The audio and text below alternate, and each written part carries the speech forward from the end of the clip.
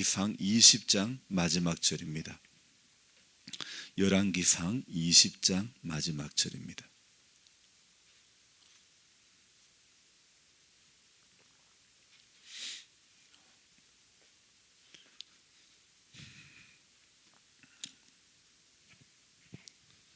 (20장) 마지막 절 한 절 보겠습니다.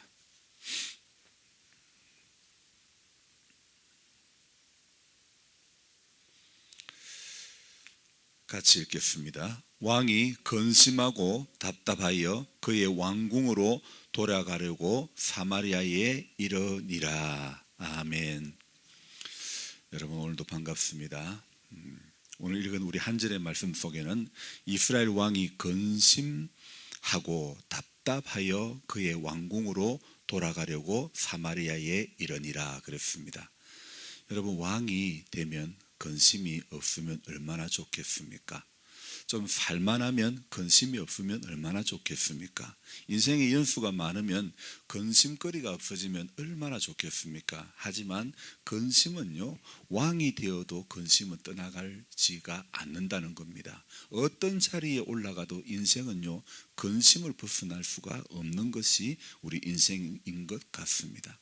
제가 오늘 말씀을 읽고 묵상하는 시간 내내 참 제 마음이 이렇게 다른 것에 빼앗기고 집중이 되지가 않는 겁니다. 말씀을 읽고 묵상하는 시간은 참으로 중요한 시간입니다. 여러분 또 말씀을 듣는 시간도 참으로 중요한 시간입니다. 집중을 하고 또 집중을 하려는데 좀처럼 집중이 안 되는 겁니다. 왜 집중이 안 되느냐? 사람은 누구라도요, 자기 마음에 어떤 신경이 쓰이는 어떤 중요한 문제가 있으면 다른 일에 신경이 덜 가고 집중이 이렇게 되어지지가 않는 것입니다. 왜? 거기에 마음이 빼앗기기 때문입니다. 여러분 사람의 마음을 제일 많이 빼앗는 게 무엇이라고 생각되어집니까? 어떤 것이 사람 마음을 가장 많이 빼앗는 것이라고 생각합니까? 제가 이렇게 말씀드리면 동의가 되겠습니까? 물질이요, 사실 사람 마음에 제일 저는 그 마음을 많이 빼앗는 것 중에 하나라고 생각합니다. 동의가 됩니까? 여러분 전부 쉽게 하는 말들이 있죠. 뭐 때문에요? 다 먹고 살려고 한다 그러잖아요, 그죠? 여러분 사실 이 돈이 걸려있는 문제는요, 사람들의 마음을요 참 많이 빼앗습니다. 저도 그 돈이 뭔지, 이 돈이라는 것은요 사람의 피를 마르게 하는 마력이 있는 거예요. 사업의 일선에 있을 때의 외상값 때문에 이거 참 큰일이다, 그 몇 푼 남는다고 외상 주고 못 받은 돈이 몇 억 단위가 되니까 사람이 마음이 참 무너지는 거예요. 그리고 또 한꺼번에 돈이 많이 나가게 될 때, 그럴 때는요 여간 신경 쓰이는 게 아니었습니다. 오늘 성경을 읽으면서 제게 그런 어떤 문제가 걸려 있지도 않은데도 제 마음이, 제 생각이 거기에 집중이 되지 않는 겁니다. 왜 집중이 안 되느냐? 제가 성경을 읽는 가운데 제 마음이 계속 빼앗기고 있는 게 뭐냐면, 어제 교회밭에 로타리를 다 치고 그리고 골을 탔는데 골 방향이 틀렸다, 이 생각이 드는 거예요. 그래서 성경을 읽고 묵상하는 가운데 이 생각이 자꾸 지우려고 해도 안 지워지고 계속해서 그 생각이 드는 거예요. 왜 방향을 이렇게 했을까? 자꾸 거기에 제 마음과 생각이 완전히 빼앗기는 겁니다. 아무리 떨쳐버리려고 해도 계속 떠올라서 당최 말씀을 읽는데 집중을 할 수가 없습니다. 아직 작물이 들어가기 전이기 때문에 문제가 되면 날이 밝았을 때 로타를 치고 다시 골을 타면 되는 겁니다. 그런데도 불구하고 왜 내 마음이 그냥 거기에 계속 집중이 되는지 모르겠어요. 그래서 그 생각에 말려더니 끊임없이 말씀을 읽는 그 시간 내내 자꾸 거기에 다 쏠려서 말씀을 전심으로 집중하지 못해서 너무 하나님 앞에 죄송하고 참 아쉬웠습니다. 하나님 앞에 하루하루 살면서 말씀을 경청하는 자세가 굉장히 중요합니다. 근데 사람의 문제는요, 우리 인생의 문제는 어디 있느냐? 하나님의 말씀을 경청하는 데보다는요, 자신의 경험을 의지하기가 더 쉽다는데 우리 인생에 문제가 있습니다. 여러분 새벽 기도회에 나와도 그렇습니다. 여러분 새벽에 기도하러 와가지고 내 말만 하고 가는 경우가 많습니다. 우리는 기도하는 자리에서는 하나님의 음성을 들어야 되는 겁니다. 하나님이 주시는 마음을 받고 가야 되는 것이지 내 말만 확 쏟아놓고 갑니다. 왜 우리 인간 사이에도 사람 사이에도 어떤 문제와 다툼이 있을 때는 전부 어떻게 합니까? 내 말만 하고 내 할 말만 하고 전화 다 끊어버립니다. 그렇잖아요. 저도 사실은 좀 종종 속상할 때는 그럴 때가 있어요. 제 말만 하고 그냥 끊어버릴 때가 있었어요. 여러분, 우리가 도무지 하나님 앞에 나왔을 때도요, 우리의 삶의 습관에는 도무지 내 말만 이야기하지 하나님의 음성을 들으려고 하는 데는 너무 익숙하지 않다는 것에 우리 인생에 문제가 있습니다. 말씀 앞에는 아멘했어도, 말씀을 듣는 현장에서는 아멘을 수없이 외쳤어도요, 실제의 삶 속에서는요, 내 인생의 경험치에서 나오는 방향으로 살아가기가 쉬운 것이 저와 여러분 우리 모두의 인생의 맹점인 것 같습니다. 오늘 열왕기를 읽으면서 마지막 이제 끝부분에 등장하는 인물이 있습니다. 그 인물은 누구냐? 바로 아합입니다. 근데 이 아합은요, 다른 왕과는 좀 다른 점, 특이한 점이 있습니다. 자신이 왕인데도 불구하고요, 이 왕은 어떤 정치를 하냐? 자신이 주가 된 정치보다는 자신의 부인이 누굽니까? 이세벨이잖아요. 이게 이세벨이 우리 왕 역할을 하는 거예요. 이세벨이 그냥 왕보다 더 위에 있는 것 같아요. 그래서 그 부인이 정치를 다 했다고 해도 무색할 정도입니다. 그래서 20장 이 마지막 부분에 한 토막의 이야기가 나오는데 그 이야기는 뭐냐면요, 한 선지자가 이야기하는 내용입니다. 그 내용이 이렇습니다. 전쟁 중에 한 사람이 포로를 데리고 와서 잘 지키라고 부탁을 합니다. 만약 놓치면 자신의 생명 또는 그에 상응하는 돈으로 배상을 해야 된다고 그렇게 말합니다. 그런데 그만 부주의하는 동안에 그 포로가 사라져버리고 말았습니다. 이 이야기를 들은 아합은 뭐라고 말합니까? 포로를 놓친 그 사람은 당연히 이렇게 약속대로 벌을 받아야 된다, 이런 이야기를 합니다. 그때 선지자는요, 왕에게 이렇게 말합니다. 너는 내가 멸하기로 작정한 사람을 네 손으로 놓았은즉 네 목숨은 그의 목숨을 대신하고 네 백성은 그의 백성을 대신하리라. 이렇게 선지자가 단도직입적으로 말을 합니다. 그때에 오늘 우리가 읽었던 이 본문이 이 아합의 그 선지자로부터 들은 말씀의 그 말씀을 듣고는요, 마지막에 이 아합의 마음에 어떻게 되었다고 합니까? 오늘 20장 43절에 이스라엘 왕이 근심하고 답답하여, 여러분 근심하여 답답하여, 이렇게 20장은 마무리가 되고, 그리고 또 이 21장 4절에 보면 똑같은 말씀이 또 나옵니다.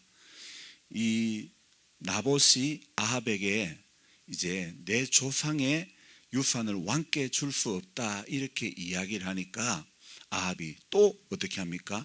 근심하고 답답하여. 그래서 이 아합의 인생에 있어 가지고 근심하여 답답한 이 일, 오늘 우리는요, 하나님께서요 한 인생에게 꿈으로도 선지자로도 보여주시고 들려주시는 것 앞에는요, 인생이 순종하는 것밖에 없습니다. 그런데 어떻습니까? 그러지 못했을 때에는 회개의 몸부림을 치면 하나님은 사제의 은총을 주시는 겁니다. 그런데 어떻습니까? 이스라엘 왕 이 사람이요, 회개했습니까? 순종했습니까?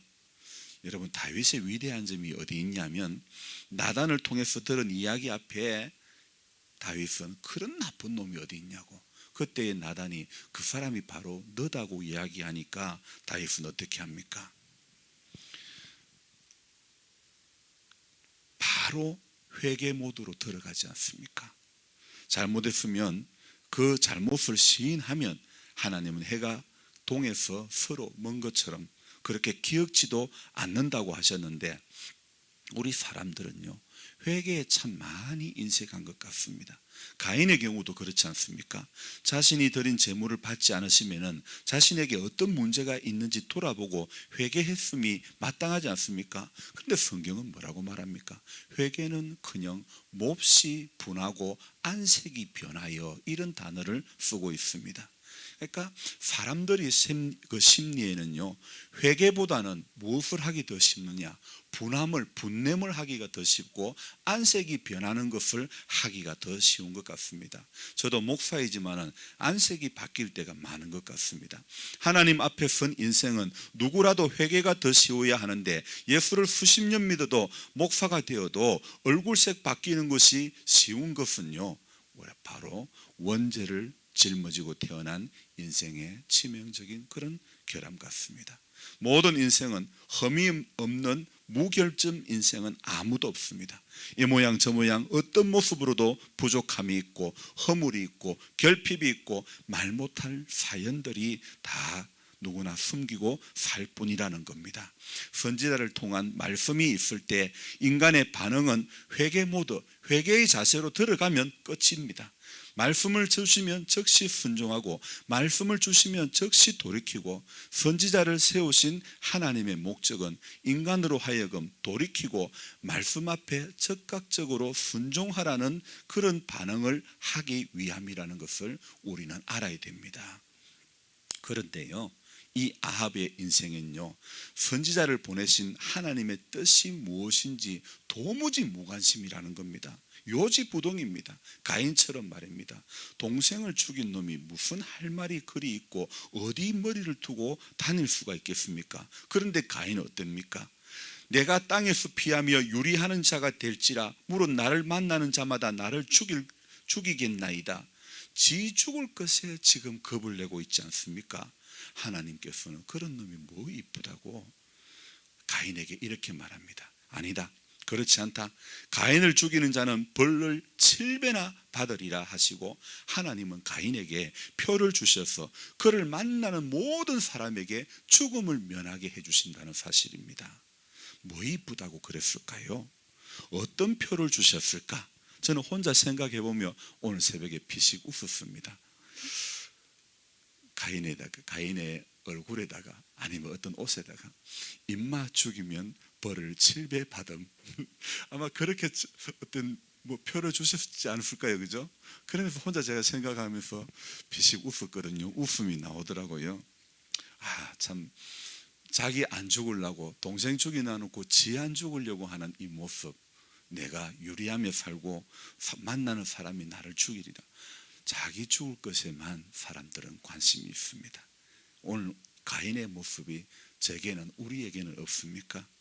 어릴 적에 저는 오줌을 싸서 키를 들고 옆집에 저랑 동갑내미 여자애 집에 소금을 얻으러 간 적이 있습니다. 그때만 생각하면 참 지금도 그 친구는 기억을 못할지라도 저는 지금도 참 부끄러워요. 소금 진짜 얻어왔다니까요. 그러면 안 쌀 것 같죠? 그래도 싸지더라니까요. 여러분, 사람이 완벽한 게 없어요. 그래서 참 부끄럽잖아요. 전 가인의 삶도 그랬던 것 같아요. 하나님 앞에 자기 재물이 들어지지 않으면 돌이키고 회개하면 되는데 왜 동생을 죽이냐 말입니다. 왜 몹시 분하고 얼굴에 안색이 바뀌냐 이겁니다. 차라리 그때 재물이 들어지지 않았을 그때 돌이켰더라면, 회개했더라면 이런 꼴을 당하지는 않았을 텐데, 사람들은요 꼭 하고 후회할 일을 한다는 겁니다. 성경은요 후회할 일이 생기니 미리 조심하라는 교훈을 하는데, 그런데 문제는 성경을 붙잡는 사람도 하고 후회하는 가인의 그 길을 오늘도 우리는 너무 쉽게 걸어가고 있다는 것입니다. 이건요 진실로 성경을 붙잡지 못했기 때문에 일어나는 연고입니다.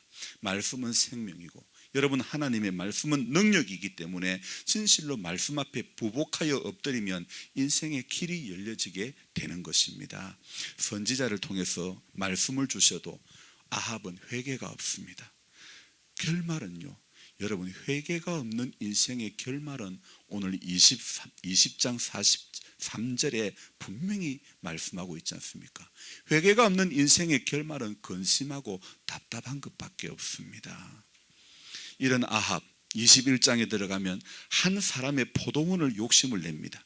그래서 그 포도원이 자기 왕궁 곁에 있으니까 그 밭주인에게 내게 그 밭을 주어서 그것을 주어서 내 채소밭을 삼게 해라, 내 돈도 주겠다 그럽니다.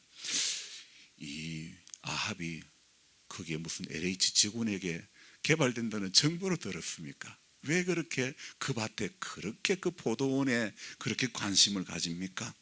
남의 땅을 내놓으라고 회유를 합니다. 하지만 밭주인이 내 조상의 유산이기 때문에 거절을 합니다. 왜 그렇습니까?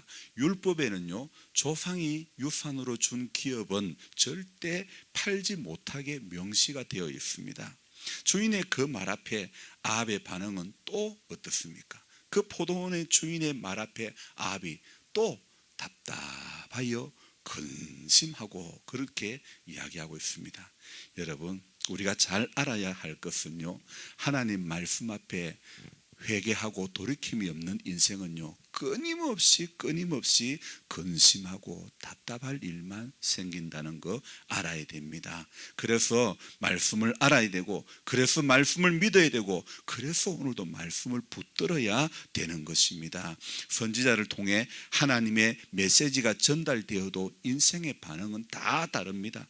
다윗은 나단의 말 이후로 눈물로 침상을 띄울 정도로 회개의 시간을 가졌지만은요, 아합은 더 큰 죄를 저지르고 만다는 겁니다. 남의 포도원을 뺏으려고 깡패 두 사람을 시켜가지고 누명을 씌워가지고 그 포도원의 주인을 돌에 맞아 죽게 만드는 것입니다. 그리고는 자신이 그 포도원을 차지하는 겁니다. 두 사람이 죄를 지었지만은 한 사람은 듣고 돌이키고 한 사람은 돌이키지 않았습니다. 여러분, 믿음의 사람은요, 오늘 마음의 관리를 잘해야 됩니다. 우리 안에는요, 원수가 뿌리고 간 그 씨앗이, 죄악의 씨앗이 누구에게도 다 있다는 겁니다. 없는 것처럼 보여도 실은 우리 인생들의 마음 안에는요, 전부 다 그 원수가 뿌리고 간 죄악의 씨앗들이 남아있다는 겁니다. 문제는 주님의 은혜로 덮여져 있을 뿐이지 주님 앞에 서는 그때까지 영원히 사라지지 않는다는 것을 알아야 됩니다. 그래서 성도가 마음을 말씀 앞에 자꾸 보복하고 엎드리고 말씀으로 다스려야 되지, 안 그러면 감춰져 있고 덮여져 있던 것이 언제라도 폭발하고 언제라도 다 드러나게 마련이라는 겁니다. 그래서 성도가 은혜를 받아야 되고, 그래서 성도가 은혜가 있어야 될 이유가 바로 이런 이유라는 것입니다. 은혜가 없으면, 누구라도 회개가 없으면, 누구라도 근심하고 답답하여 이런 인생 길을 벗어날 사람이 아무도 없다는 겁니다. 동의하십니까? 그러므로 오늘도 저와 여러분도 우리 인생 안에는요, 언제든지 죄악의 독버섯을 피울 수 있는 조건들이 충분합니다. 여러분, 우리 봉화에는 유명한 게 뭡니까? 송이가, 버섯이 유명하지 않습니까? 그 버섯이 자라날 때에는요, 비가 너무 많이 오도 안 되잖아요. 적당한 습도와 적당한 햇빛이 그 조건이 갖춰질 때 그 버섯이 생기는 거 아닙니까? 그런데 산에는요, 먹을 수 있는 버섯이라고 캐와서 먹었는데 배탈이 났고 죽게 되는 경우도 있지 않습니까? 똑같이 보이는데도 독버섯이 있는 거예요. 우리 마음 안에도 마찬가지입니다. 죄악의 독버섯을 피울 수 있는 조건이 우리 안에는 충분히 있는 거예요. 그래서 그것을 명심하고 끝없이 말씀을 붙들어야 내 안에 죄악의 독버섯이 자리매김을 못한다는 것입니다. 그래서 끊임없이 성경 앞에, 말씀 앞에, 은혜 받는 자리 앞에 서지 않으면요, 오늘도 나는 죄악의 독버섯을 심었다, 그렇게 생각하면 되는 거예요. 여러분, 무엇을 심겠습니까? 심는 대로 거둔다고 하지 않았습니까? 내 마음에 죄악의 독버섯이 자라지 않도록 오늘도 말씀의 씨앗을 받아서 여러분 이 하루도 말씀의 인도를 받고 그것 붙잡고 살아가기를 주의 이름으로 축원합니다. 사람이 세상을 살아가면서 들어야 할 이야기도 많고 지켜야 할 윤리도 많지만 가장 필요한 것은 하나님의 말씀의 인도, 말씀의 교훈을 들어야 되고 말씀 앞에 부복하여 엎드리는 그 자세만이 우리가 이 죄악된 세상에서 넘어지지 않고 하나님 앞에 이 끊임없이 우리 안에 나올 수밖에 없는, 사라지지 않는 이런 이 죄악의 씨앗들, 원수가 뿌리고 간 이 모든 것들을 우리 안에서 우리가 이겨내고 그것들의 미혹을 받지 않게 되는 길, 그 길밖에 없다는 걸 여러분 꼭 기억하시기 바랍니다. 그래서 오늘 기도할 때 하나님, 내 안에 원수가 뿌리고 간 것이 자라지 않기를 원합니다. 끊임없이 말씀을 내가 붙들므로 말미암아 이것이 주님 앞에 서는 그날까지 매일 덮여지고 완전히 사라지진 않기 때문에 매일 예수 그리스도의 복음의 능력으로 덮어지게 해 주옵소서. 그렇게 기도하시기 바랍니다. 기도하겠습니다. 고마우신 하나님, 감사를 드립니다. 듣고 돌이키지 않음의 차이는 너무나 큰 것 같습니다. 돌이키지 않은 한 사람, 오늘 아합의 모습을 보니 근심하고 답답한 일밖에 없고 더 큰 죄를 저지르고만 그런 인생의 길이 되고 말았음을 우리는 오늘 똑똑히 보았습니다. 하나님 말씀 앞에 인생의 반응은 돌이킴 이것밖에 없습니다. 회개 이것밖에 없습니다. 그런데 인생은 말씀 앞에 말씀을 듣는 현장에서는 아멘 해도 삶의 자리에서는 자신의 경험치가 주가 될 때가 얼마나 많은지 모릅니다. 하나님이 어떻게 하기를 원하실까? 하나님이 어떻게 열어주실까를 기대하기보다는 내 머리가, 내 경험이 앞설 때가 많은 인생들이오니 주님 오늘도 불쌍히 여겨주시고 내 생각, 내 경험, 내가 알고 있는 지식은 다 소용이 없음을 알게 해주시고 하나님이 보여주신 것, 들려주신 것, 깨닫게 해주신 것, 그것만이 내 인생의 남은 시간에 유익이 될 수 있고 그것만이 내 인생 남은 시간에 인생의 잣대가 될 수 있음을 알게 해 주옵소서. 그래서 오늘도 끊임없이 말씀을 가까이 하는 한 인생 되게 해 주시옵소서. 하나님 그 교훈을 따라 순종 잘하는 믿음의 삶 되어지게 해 주옵소서.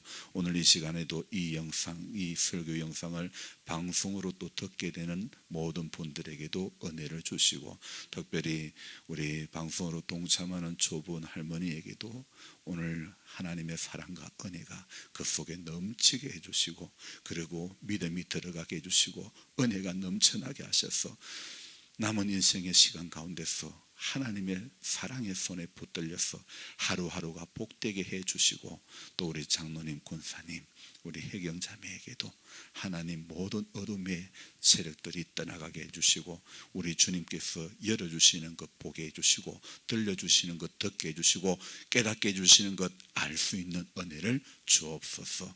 이상훈씨 하나님 오늘도 불쌍히 여겨주시고 하나님 그 모든 사고의 후유증이 떠나가게 하시고 정상적으로 회복이 되어지게 해 주시고 우리 모든 믿음의 성도들 오늘도 한 분 한 분 다 기억해 주시고 믿음의 길 온전히 걸어갈 수 있도록 도와주시고 힘들고 어렵고 답답한 상황이 끊임없이 우리를 누르고 있지만은 상황 때문에 사람 때문에 넘어지는 자 되지 말게 해주시고 풍랑으로 인하여 주님 앞에 더 가까이 가는 인생의 풍랑으로 인해서 주님 말씀 앞에 더 부복하여 엎드릴 줄 아는 복된 성도 되게 해 주옵소서. 우리 주님 이날도 기도할 때에 내 이야기만 실컷 하고 가지 않기를 원합니다. 주의 음성이 들려지는 복된 성도 되게 해 주옵소서. 귀하신 예수님의 이름으로 감사하며 기도드리옵나이다.